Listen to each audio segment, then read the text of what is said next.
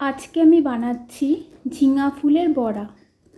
এর জন্য আমি ঝিঙাগুলোকে এরম করে ফুলের মতো করে কেটে নিয়েছি। কেটে নিয়ে আমি নুন, হলুদ আর চিনি দিয়ে খানিকক্ষণ মেখে রেখে দিয়েছিলাম। এতে ঝিঙের জলটা বেরিয়ে আসবে। তারপর আমি আতপ চালকে সকালবেলা ভিজিয়ে রেখেছিলাম, মিক্সিতে পিষে নিলাম। নিয়ে এর মধ্যে একটু বেসন দিয়ে দিলাম। দিয়ে আমি হলুদ, নুন, লঙ্কা সমস্ত স্বাদ মতো দিয়ে ব্যাটারটা রেডি করলাম। কড়াইতে তেল দিলাম, সর্ষের তেল গরম হতে দিলাম।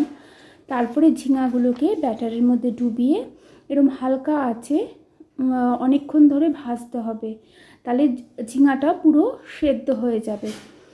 তারপরে ভেজে আমি এটাকে সুন্দর করে ভেজে নেব, আস্তে আস্তে করে গ্যাস সিম করে। খুব মুচমুচে হবে বড়াটা। এটা ডালের সাথে বা এমনি চা, কফি এসবের সাথে খাওয়াই যেতে পারে, তবে ডালের সাথে বেশি ভালো লাগে বানিয়ে।